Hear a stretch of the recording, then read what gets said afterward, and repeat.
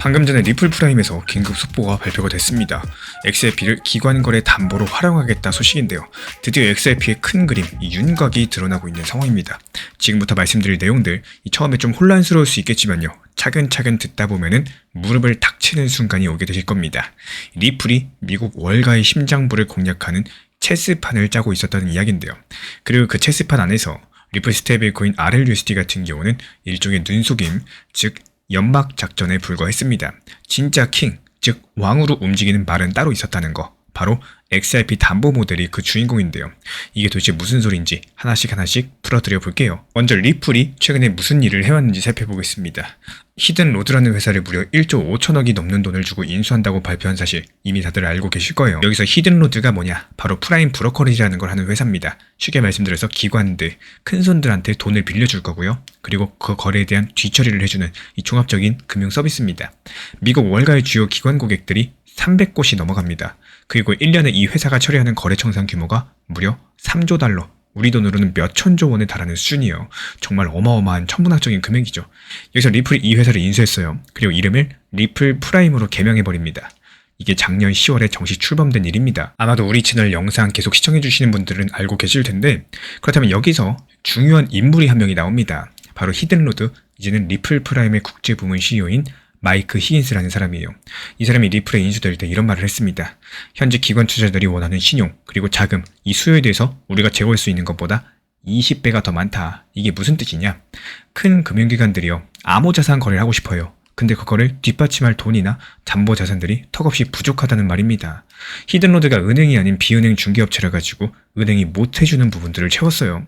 하지만 자기들도 자금이 모자랐는데 리플에 합류하면서 단숨에 이 문제를 해결하고 풀게 됐다라는 거죠.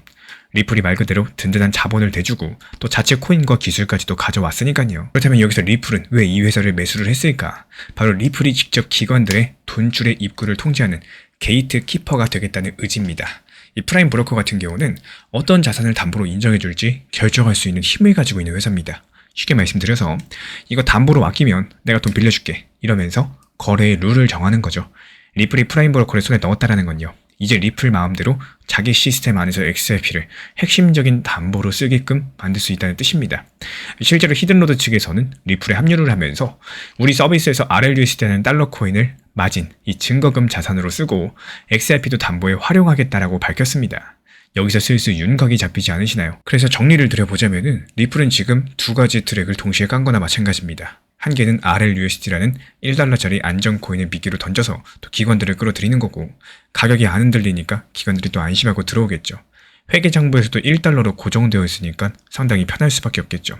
이렇게 RLUSD로 기관들의 심리적인 장벽을 확 낮춘 거고요. 하지만 RLUSD 자체는 이 사실 리플 마음대로 발행하고 또 동결할 수 있는 중앙 통제 코인입니다. 진짜 가치 저장 수단으로 삼기에는 한계가 있다는 사실.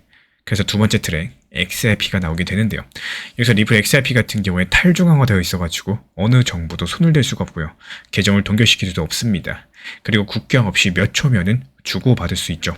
리플이 이 XRP를 최종적인 담보 자산으로 밀고 있기 때문에 RLUSD로 편하게 거래하도록 해주고, 정작 시스템의 엔진 역할은 XRP로 돌리는 구조를 설계한 겁니다.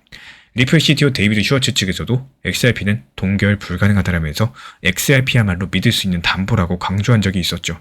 결국에 리플이 원하는 그림은 딱 이겁니다. 기관들 보고 거래할 때는 RLUSD로 편하게 쓰세요 이러면서 대신 시스템 전체를 떠받치는 마지막 보험, 이거는 XRP로 드세요, 이런 메시지를 던진 셈이겠죠. 사실 RLUSD 소식 처음 접했을 때 사람들 리플이 XRP 버리고 스테이블코인 밀어주는 거 아니냐 이렇게 걱정하셨겠지만 오히려 현실은 그 반대였습니다.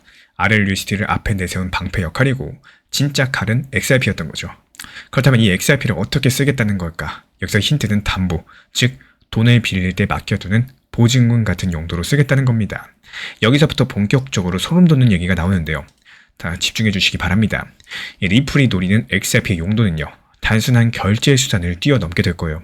이제 리플 XRP를 금융 시스템의 담보, 말 그대로 디지털 부동산처럼 만들려고 하는 겁니다. 쉽게 말해가지고 강남 부동산 생각하시면 되는데 어떻습니까? 우리 서울의 강남 부동산, 아파트들 수요는 넘쳐나는데 공급 물량이 없다 보니까 가격이 계속 상승하고 있죠. 이런 전략들의 위력을 이해하기 쉽게 설명드려 보자면요, 그동안 XRP를 이용한 ODL 서비스, 해외 송금 서비스가 있었는데 이게 XRP를 잠깐 통로로 썼다가 바로 풀어주는 물처럼 흘러가는 구조였습니다. 그래서 XRP가 많이 쓰이더라도 3초 만에 다시 시장에 나와버리다 보니까 유통량 자체에는 이 영향력이 거의 없었습니다. 근데 XRP를 담보로 사용하면은 이 상황이 완전히 달라진다는 거. 예를 들어가지고 어느 기관들이 1조 원 규모의 파생상품 포지션을 운영한다고 칩시다. 그 거래를 유지하려면은 어마어마한 담보를 맡겨야 돼요.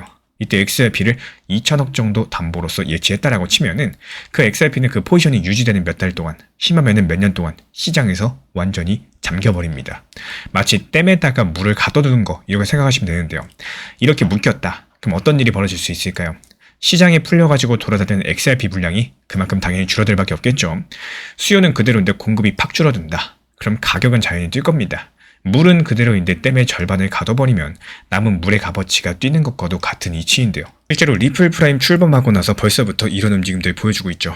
이번 리플 발표에 따르면은 인수 이후 리플 프라임의 비즈니스 규모가 무려 3배가 성장했습니다. 고객들이 맡긴 담보자산은 2배가 증가했다고 해요. 이 말인즉슨 기관들이 이미 상당히 많은 XRP를 리플 프라임의 담보로 맡겨두기 시작했다는 뜻인 거고 2026년 3월 리플 프라임이 미국 DTCC 산하에서 NSCC 청산 시스템에 공식적인 연동되었다는 소식까지도 전해졌습니다.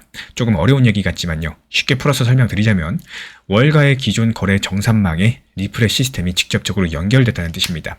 이게 엄청난 이정표인데 이제 대형 금융기관들이 기존 인프라를 그대로 두면서 리플 프라임을 통해서 XRP를 담보로 활용하고 또 전세계 자산을 거래할 수 있는 본격적인 길이 열렸다. 이렇게 보시면 되겠습니다. 즉 XRP가 이 기존 금융의 인프라 깊숙이 들어가기 시작했다는 신호겠습니다. 그리고 이제 이번 전략의 마지막 퍼즐을 살짝 들여다볼까요? 바로 에버노스라는 회사 이야기입니다. 에버노스가 리플이 지원하는 재무법인인데 XRP를 약 3억 8,800만 개나 보유하고 있어요. 우리 돈으로 수조 원어치죠. 이 회사가 2026년 나스닥 상장까지도 추진하고 있습니다. 이 상장을 해가지고 자금을 모은다. 그럼 그 돈으로 에버노스는 과연 뭘 할 계획일까요? 에버노스 공모자금의 상당 부분을 시장에서 XRP를 매수하는 데 쓸 계획이다라고 알려져 있어요. 쉽게 말씀드려서 일반 투자자들에게 주식을 팔아서 모은 돈으로 공개 시장에서 XRP를 왕창 매수하겠다는 겁니다. 이렇게 하면 과연 어떤 효과가 생겨날까요? 이 시장에 풀린 XRP 물량들 대거 흡수해가지고 금고에 넣어두다 보니까 그만큼 유통량이 줄어들겠죠. 가격 방어선이 탄탄해집니다. 그리고 에버노스가 들고 있는 XRP를 다시 리플 프라임 같은 곳들에 담보로 맡겨서 이자를 벌 수가 있고요. 그 이자로 또 XRP를 매수한다면 이런 방식이 계속 반복이 된다면 결국에 보유하고 있는 XRP가 점점 더 불어날 거고 마치 과거에 마이크로스트래티지라는 회사가 비트코인을 매수해서 금고에 쌓아두고 그 가치 상승에 베팅했던 것과 비슷한 맥락입니다. 에버노스가 이 마이크로스트래티지 역할을 하려고 하는 건데 기관들이 직접 XRP를 보유하지 않고도 이 주식 형태로 XRP 가치에 투자할 수 있게 해주는 징검다리 역할을 해줄 겁니다. 결국 이런 움직임들이 XRP가 개인들의 투기 대상이 아니라 기업들의 재무제표에 들어가는 전략자산으로서 격상되고 있다는 뜻이에요. 여기까지 들어보시면 머릿속의 퍼즐이 웬만큼 맞춰지셨을 겁니다. RLUSD 발표 때 느꼈던 배신과 공포감, 어쩌면 리플이 의도한 완벽한 연막작전이었겠죠. 우리 XRP 안 쓸래요. 그냥 달러 코인으로 할래요. 이렇게 세상을 방심시켜 놓고선 실제로는 가장 중요한 심장부에 XRP를 심어 놓은 겁니다. 그 심장부가 바로 담보 시스템이고 사실 이 모든 전략들이 전통 금융권에서 이미 있었던 모델들과 맥락을 같이 하고 있습니다. 예시를 하나 들어드려 볼까요? JP모건 은행 오닉스라는 블록체인 네트워크에서 일종 레포 거래로서 혁신을 일으켰어요. 은행들이 가지고 있는 국채 같은 것들을 낮에 담보로 맡겨놓고요. 현금을 빌렸다가 몇 시간 뒤에 다시 돌려주는 방법인데 원래 몇 날 며칠 걸리던 걸 몇 분으로 줄였죠. 골드만삭스, JP모건 같은 투자은행들 이런 식으로 우량채권 담보 삼아서 단기 자금을 융통해 왔습니다. 리플 프라임이 하는 일도 결국에 이걸 암호자산 버전으로 구현한 거고 XRP나 RLUSD를 담보로서 즉각 현금을 빌려주고 거래가 끝나면 정산하는 이런 방식입니다. 마이크 시긴스 리플 프라임 CEO는 자기 회사를 디지털 자산을 위한 글로벌 신용 네트워크라고 불렀습니다. 이제 리플이 골드만삭스라거나 JP모건처럼 중개자 역할을 하면서 담보로 쓰이는 기초자산을 기존의 미 국채에서 XRP로 바꾸려고 한다는 뜻인 거고 리플이 스스로 은행이 되겠다기보다는 은행들이 의존하는 금융 뼈대를 리플이 제공을 하면서 그 뼈대에 XRP라는 척추를 심겠다는 야심입니다. 그래서 지금까지 나온 움직임들을 보면은 오히려 규제 측면에서 봤을 때 긍정 신호들이 조금씩 보여지고 있습니다. 아까 말씀드린 대로 리플 프라임이 전통 금융청산소에 이름을 올린 건요. 어느 정도 기존 틀 안에서 인정을 받았다는 의미고 그리고 2025년 11월 작년에 주요 자산운용사들이 XRP 현물 ETF 출시했죠. 이것도 XRP를 제도권으로 들여온 중요한 계기였습니다. 결정적으로 리플과 SEC 법적 분쟁이 최종 합의로 끝나면서 현재 미국 내에서는 XRP를 불법 취급할 여지가 사라졌습니다. 물론 나라별로 사정은 다르겠지만 적어도 미국 시장에서 문이 열렸고 또 유럽이나 아시아에서도 기관들의 참여가 서서히 늘어나고 있어요. 여기서 중요한 점 하나는요. 리플 프라임은 은행이 아니기 때문에 은행 규제를 직접적으로 받지 않습니다. 은행들은 바젤 규제 때문에 암호자산 담보 비즈니스를 선뜻 못하지만요. 리플 프라임 같은 비은행 업체는 자체 판단으로서 담보를 받아줄 수가 있겠고, 그래서 은행들이 못하는 영역을 리플이 먼저 장악하고 있는 겁니다. 그래서 규제 리스크가 완전히 없다고 할 수 없겠지만 현재로서 XRP 담보 모델이 하나둘 현실화되면서 제도권 안으로 파고들 만한 틈을 잘 만들고 있다. 이렇게 볼 수가 있겠죠. 이 모든 것들을 종합해봤을 때 가장 가능성 높은 미래 시나리오, 만약에 리플의 계획이 큰 차질 없이 진행된다. 그렇다면 앞으로 5년 뒤에는 과연 어떤 모습일까요? 리플 프라임은 전 세계 비은행 프라임 브로커리지 시장에 선두 주자로 올라서 있을 가능성이 큽니다. 이 전 세계 곳곳의 기관들이 거래할 때 자연스럽게 RLUSD를 마진 통화, 즉 거래 증거금으로 쓰는 거죠. 겉으로 전부 달러 코인으로 거래를 하지만 그 배후에서는 XRP가 전 세계 거래들을 뒷받침하는 글로벌 기초 담보 역할을 하고 있을지 모르겠습니다. 에버노스랑 ETF 등을 통해서 시중에 풀렸던 XRP 물량들은요. 대거 기관들의 금고나 준비금으로 잠길 거고, 그렇게 되면 XRP 가격은 이제 개인들의 투기나 감정 정도가 아니라요. 기관들의 대차 대조표 규모에 따라서 움직이는 국면이 올 겁니다. 쉽게 말씀드려가지고 XRP 한 개당 떠안는 금융 시스템의 총액이 커지면 커질수록 그 XRP 한 개당 가치도 여기에 맞춰가지고 높아지는 새로운 시장 논리가 작동을 하는 거고, 실제로 일부 전문가들 측에서 몇 년 안에 XRP 가격이 몇만 원대까지 갈 수 있다. 이런 전망을 내놓기도 해요. 어디까지나 시나리오이긴 하겠지만요. 분명한 건 XRP가 단순 송금 코인을 넘어서 글로벌 금융 시스템의 디지털 저수지가 될 잠재력을 보여주고 있다는 사실. 리플이 RLUSD라는 연막 뒤에서 XRP를 시스템의 핵심 담보로 묶어두는 큰 그림을 그려왔다라는 거고, 달러와도 가치가 연동된 코인으로 기관들의 눈을 끌어놓고선 실제 가치는 탈중앙화된 XRP에 연결시키는 투트랙 전략이었습니다. 또 그 결과로서 XRP가 단순 디지털 화폐를 넘어서서요. 글로벌 금융의 저수지 같은 존재로 격상될 기회를 얻고 있기 때문에 과연 세계에서 금융당국이 XRP를 국채나 금처럼 이런 핵심 담보자산으로 인정해 줄 수 있는 날이 올 수 있을까요? 다음 영상에서 이어가 보도록 하겠습니다. 그렇기 때문에 이 투자에서는요. 내가 확신하는 것만 믿고 접근하시기보다는 항상 예상과 다른 상황이 올 수 있다. 여기를 전제로 대응하는 것들을 준비하는 것이 상당히 중요합니다. 투자하시다 보면 어느 순간 내 확신이 강해지는 경우가 있죠. 리플 좋다고 생각하고 코인 시장도 결국에 반등 나올 거라고 예상을 할 수 있습니다. 이런 생각 자체는 충분히 할 수 있는 부분입니다. 근데 문제가 뭐냐? 그 생각이 100% 확신으로 바뀌는 그 순간이겠죠. 시장이 좋아질 수도 있고 또 리플도 충분히 좋은 코인이라고 생각할 수 있어요.